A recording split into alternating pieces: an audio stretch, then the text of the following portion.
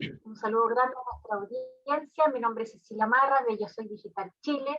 Hoy día nuevamente me encuentro con Trinidad Siles, Gabriela Oces y Alejandro Márquez. Y los saludamos con un saludo grande, un abrazo cariñoso. Les quiero recordar que en este mes de abril fue muy importante para Chile la batalla de Maipú, el 5 de abril. Es algo que nosotros ya, como no estamos en el colegio, nos olvidamos que se nos pasan esas fechas históricas. También el 5 de abril Chile declara la guerra al Perú, comienza así la guerra al Pacífico. También nació Gabriela Mistral, sumamente importante para nosotros en Chile, y fallece el notable pintor Pedro Lira. Y con eso le damos la bienvenida a Trini para saber qué nos trajo esta semana como cuento entretenido, que yo ya lo leí, ay, me dio entre pena y recuerdos del sur, en realidad. Bien, buenos días a todos, queridos auditores, panel. Me alegra siempre el martes, a pesar de que hoy es martes 13. Qué susto.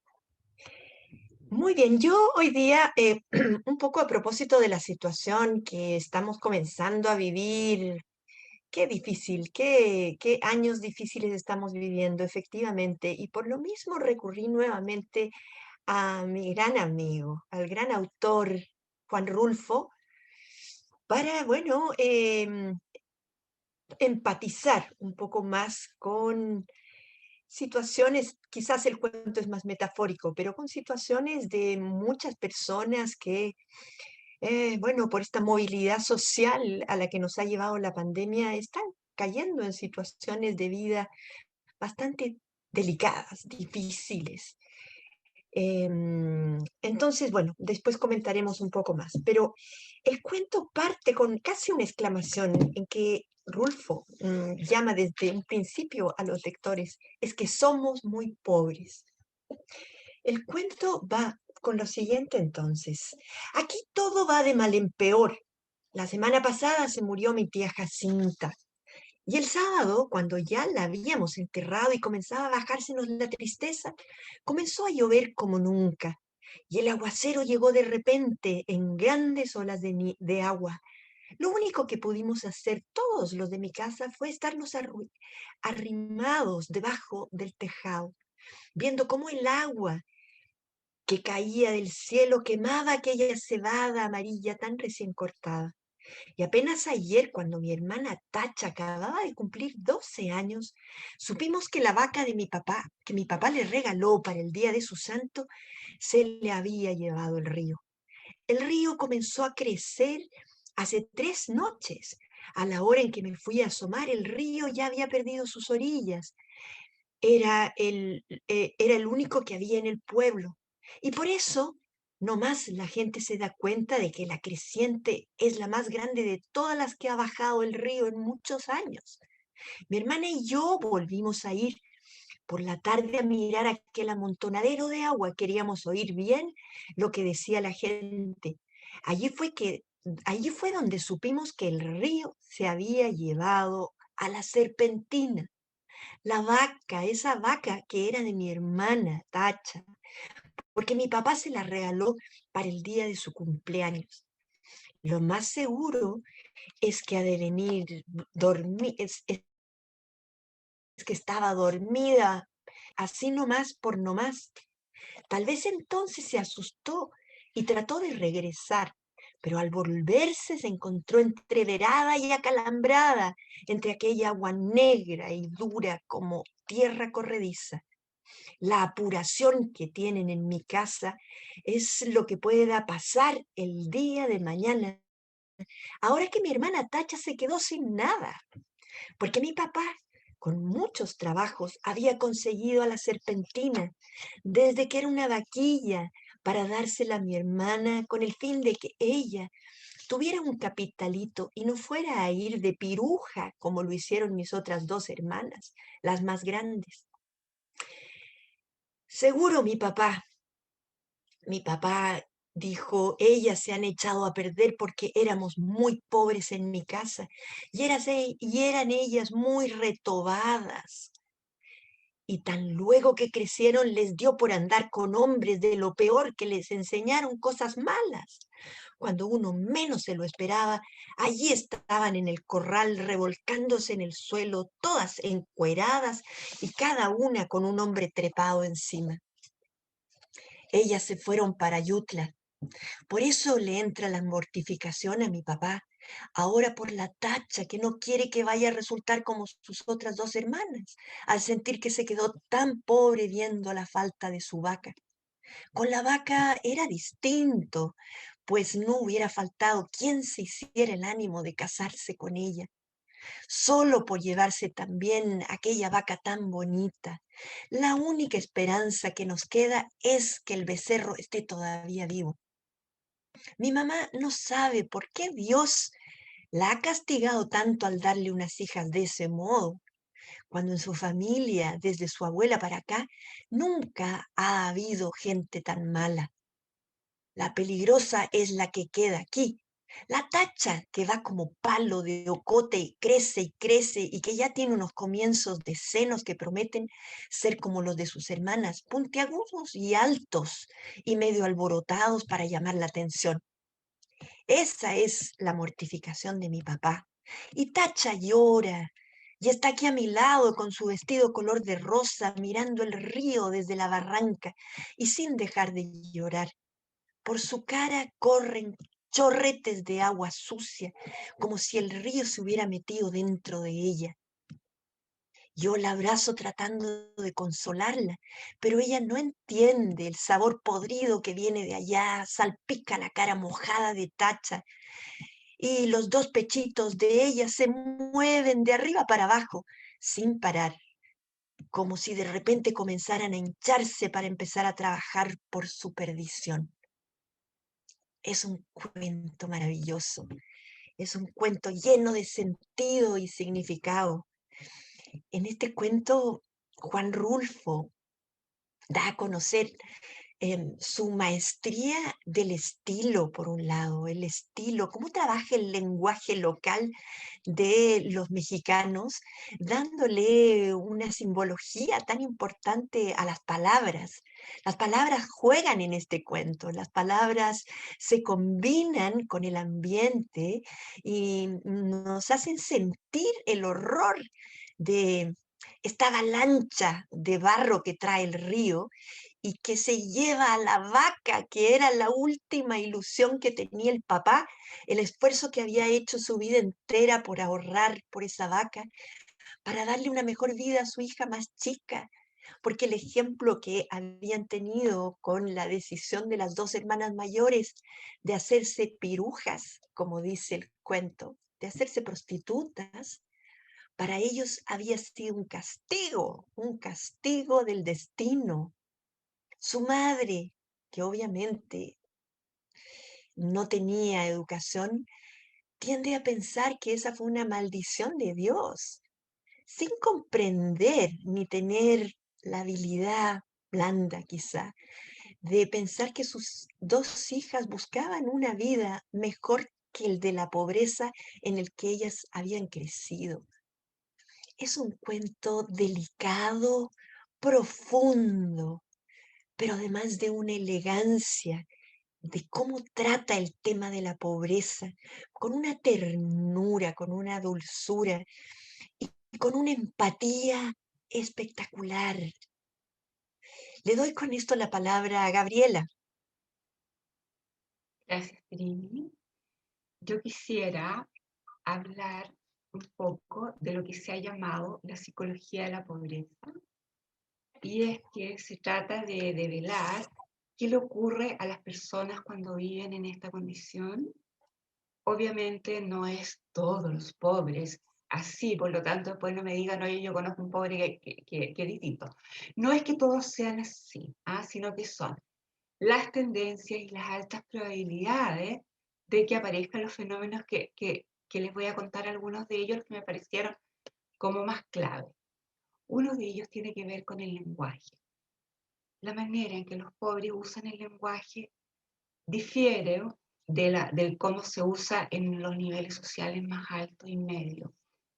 Para empezar, hay una diferencia de vocabulario, de números de palabras que las personas usan, y los estudios muestran cómo esta diferencia se comienza a generar cuando los niños son muy pequeños, empiezan a hablar, como las curvas se empiezan a separar. Y cuando tú tienes menos vocabulario, tienes un mundo mucho más reducido, con mucho menos colores, con mucho menos matices. Y esto afecta en tu subjetividad, en tu mundo interno. El lenguaje se usa mucho más que en otros niveles para dar órdenes, para dar prescripciones, lo cual habla de un modo más autoritario. También ocurre que,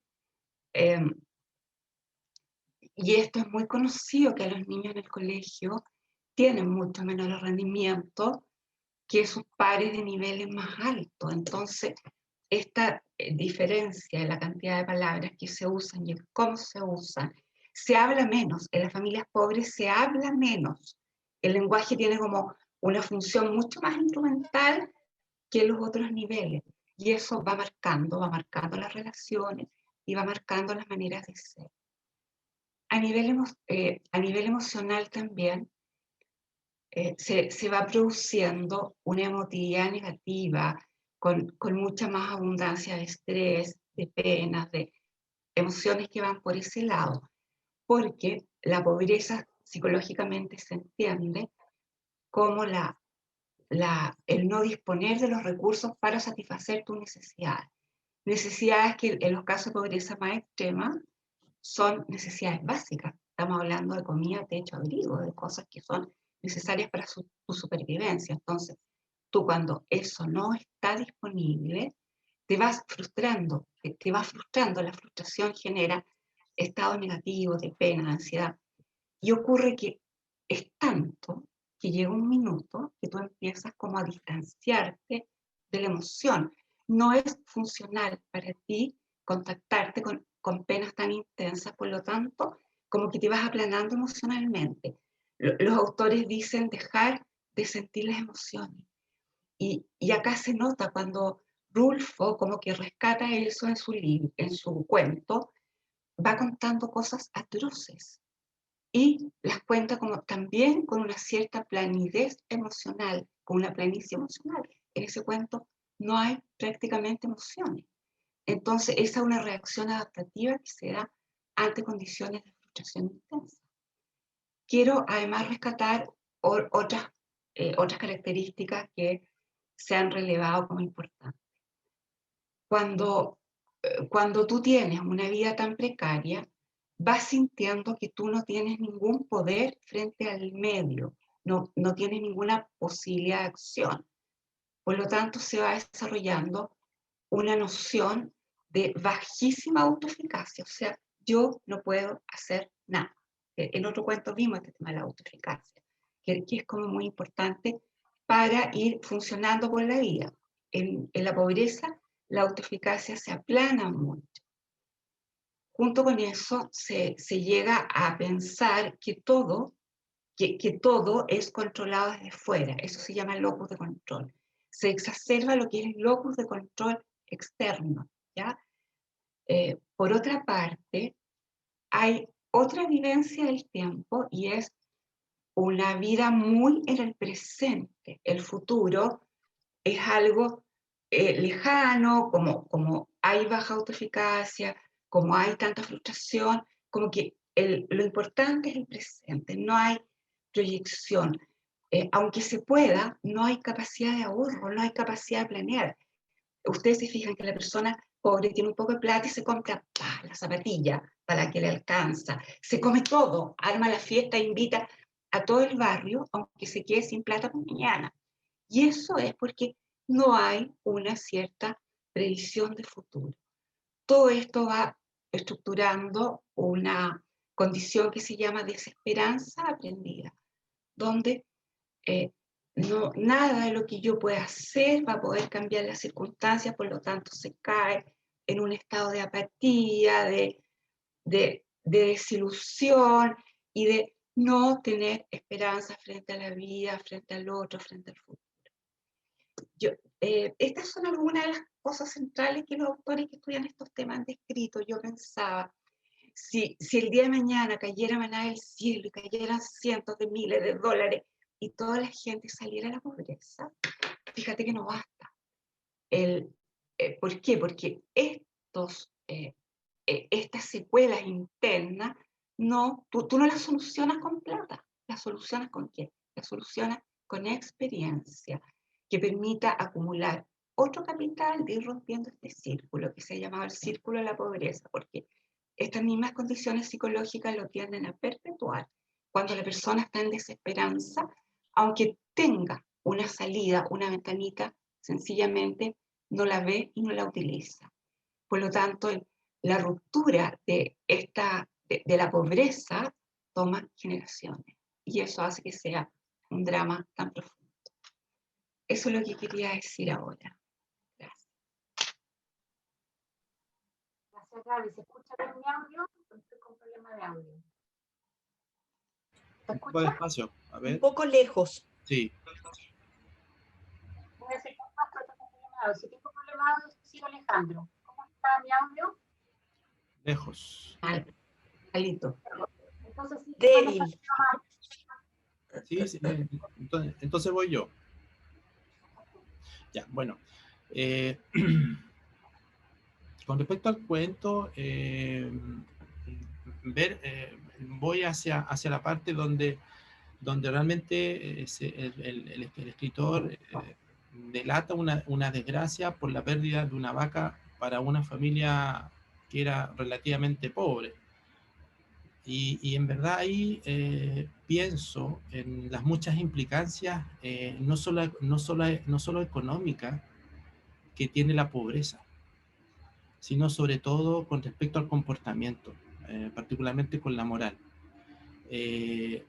A mí me parece bastante notable el haber unido de alguna forma esta cosa como la parte de la pobreza y la parte del comportamiento que de alguna forma están ligados. Siento que están ligados la economía y la moral, entre comillas. Y bueno, y uno se puede preguntar, ¿y qué tiene que ver la pobreza con la moral? Yo siento que tiene mucho que ver, dado que la pobreza extrema no consiste solo en tener que comer o en qué vestirse o dónde vivir, sino que también condiciona de alguna forma como las decisiones morales, como por ejemplo en este caso era prostituirse, en otros casos es robar.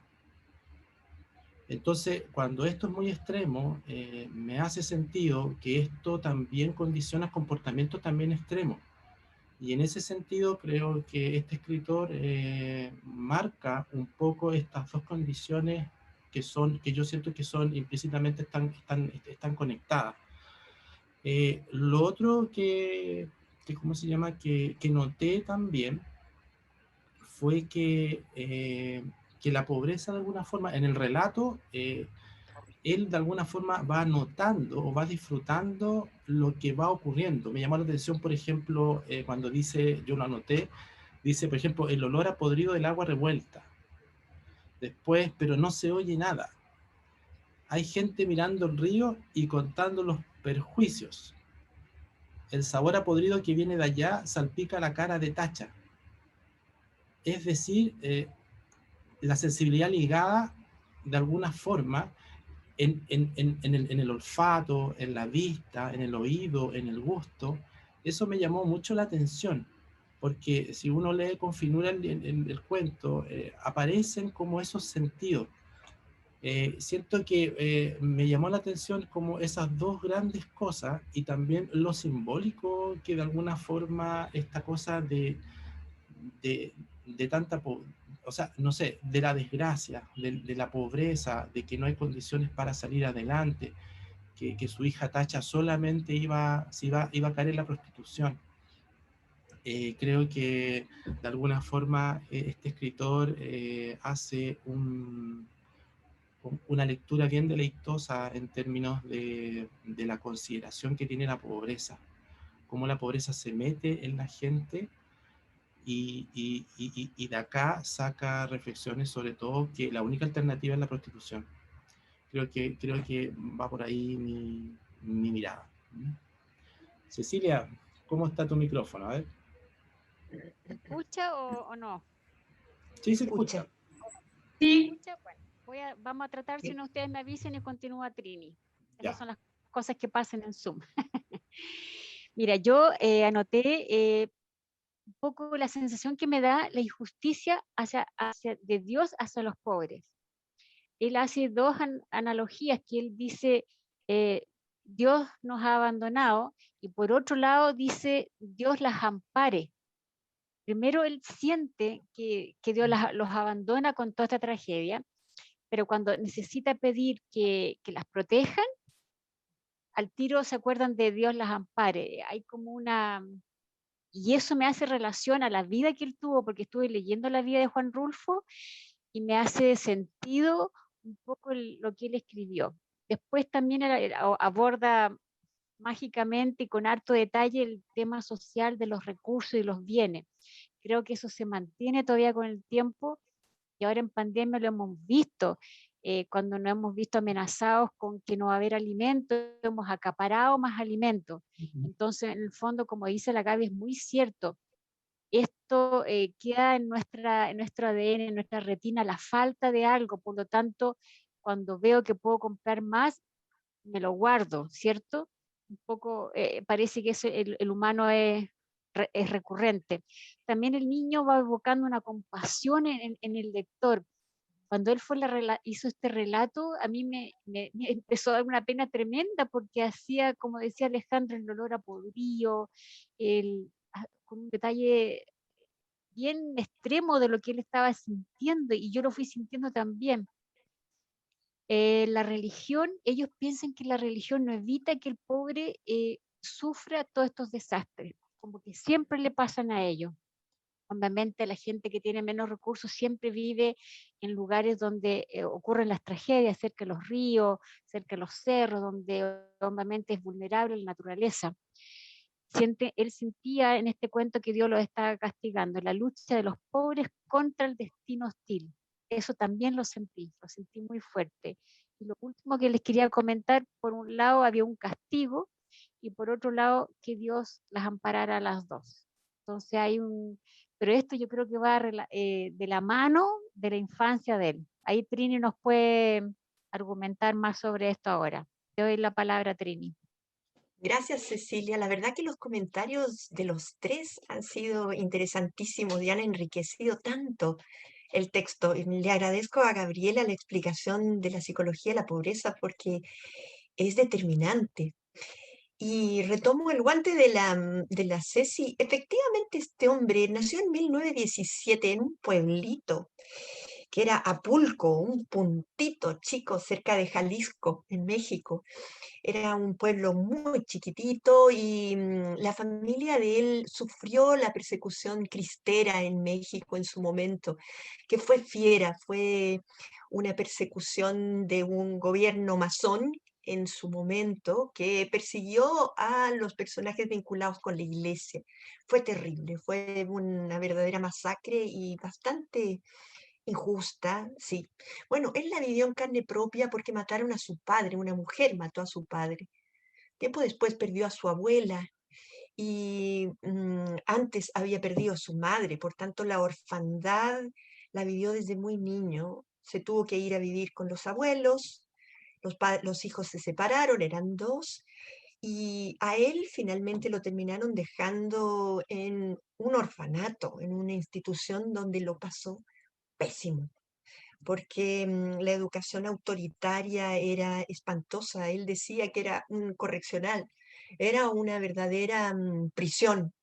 Y él desde entonces, que ya tenía una personalidad como muy inclinada hacia ello, pero desde entonces adoptó la depresión como una compañía en su vida.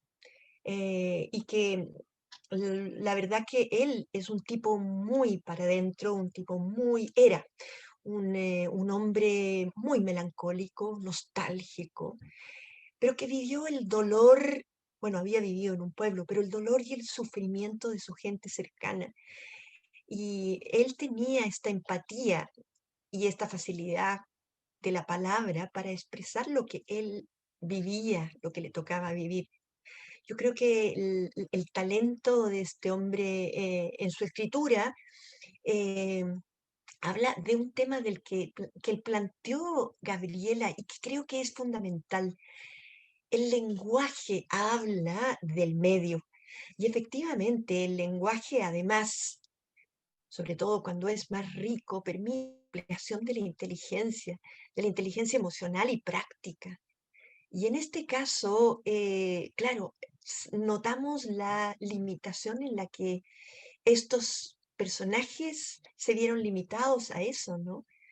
Ahora, en este caso, el lenguaje habla también de su localidad. Se dice que este es un personaje telúrico, claro, telúrico relacionado con la tierra adentro y con...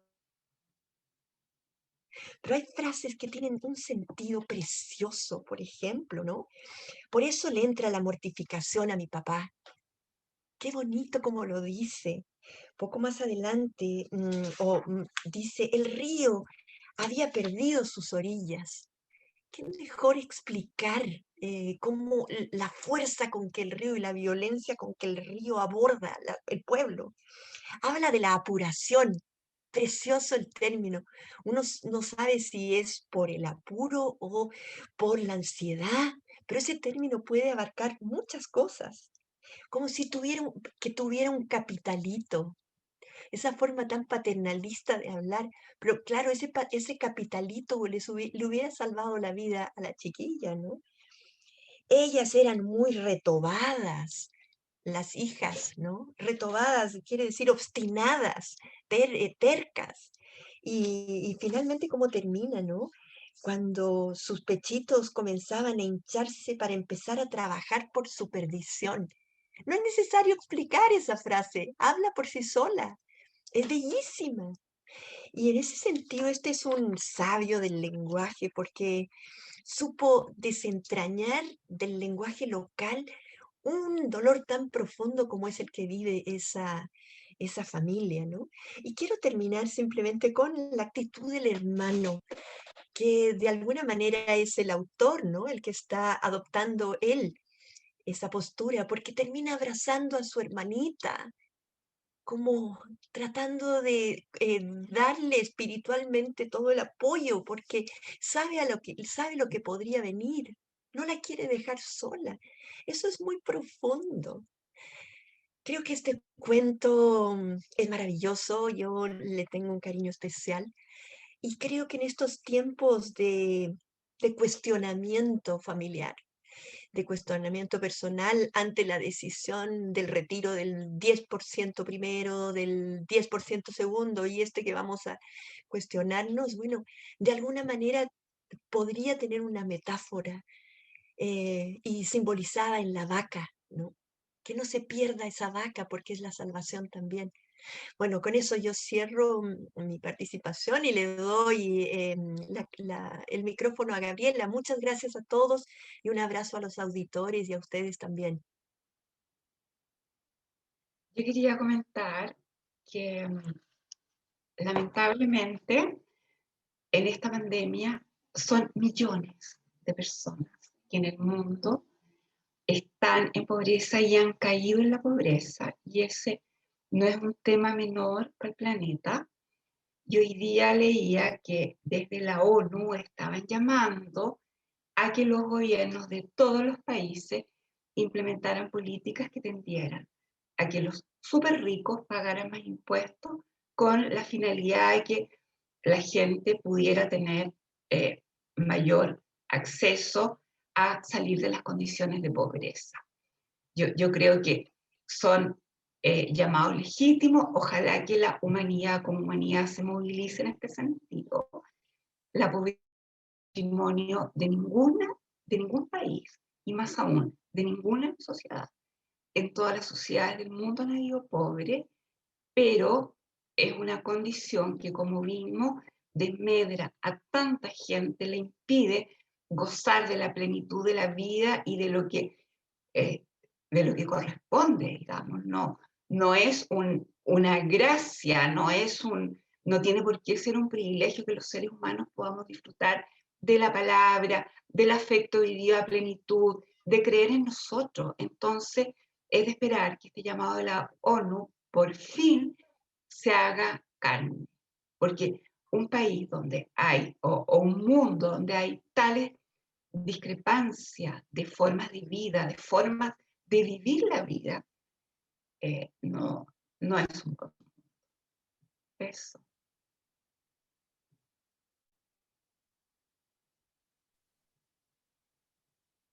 Alejandro,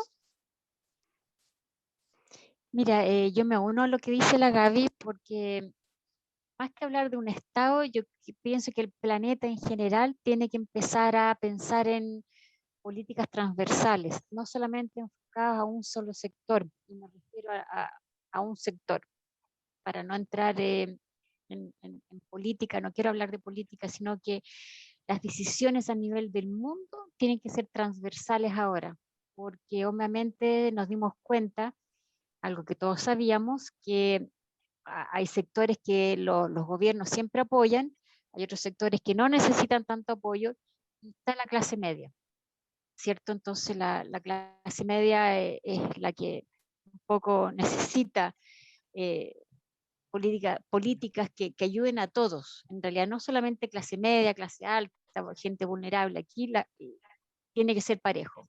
¿Cómo se va a hacer? Yo lo veo difícil, porque es algo que estamos recién navegando en eso.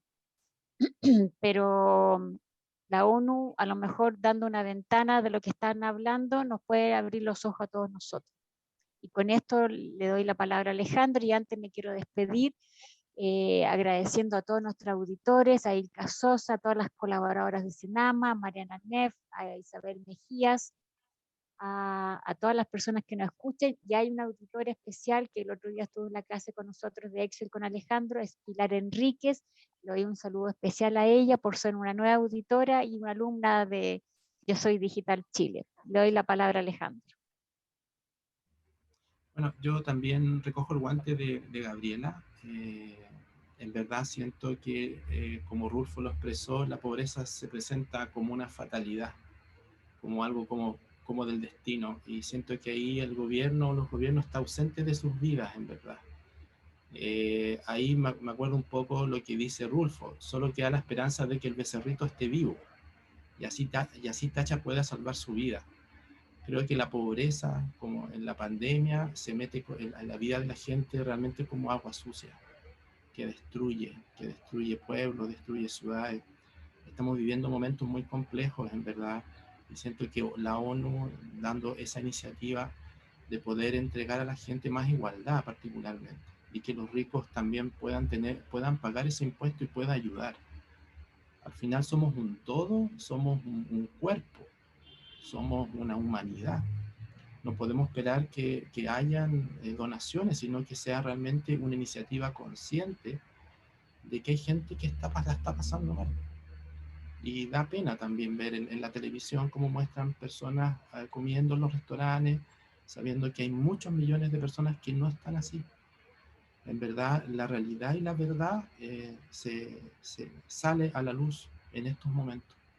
Así que bueno, yo también con estas palabras me despido. En verdad, quiero agradecer también a Trini por el cuento, a Gabriela, a Cecilia y de alguna forma también a todos los auditores que nos escuchan. Que tengan una muy linda semana y yo por mi parte me despido. Que tengan un muy feliz día. Cecilia. Sí, Alejandro, antes de que nos vayamos, quiero hacer visible que nosotros estamos muy pendientes de las personas mayores. Ayer salió en la televisión una persona que estaba en el supermercado y no podía ir a comprar porque tenía 100 años y no sabe de tecnología. Entonces, tenemos que abrir los ojos. Hay un señor también mayor, creo que como de 80, 85 años, que tampoco pudo sacar permiso en la comisaría virtual. Tenemos que abrir los ojos para las personas mayores. Tenemos que pensar que no todos pueden sacar un permiso digital. Tenemos que pensar que el MinSal, los supermercados, el retail, los kioscos, tenemos que ayudar a las personas mayores que tienen que comer, tienen que ir a comprar. Yo sé que el señor del supermercado estaba cumpliendo órdenes, si no a él lo despiden, pero esto que sea un llamado de atención para todo el mundo, no solamente para Chile. Y con esto me quiero despedir de ustedes. Un abrazo muy grande y hasta la próxima semana. Que estén muy bien.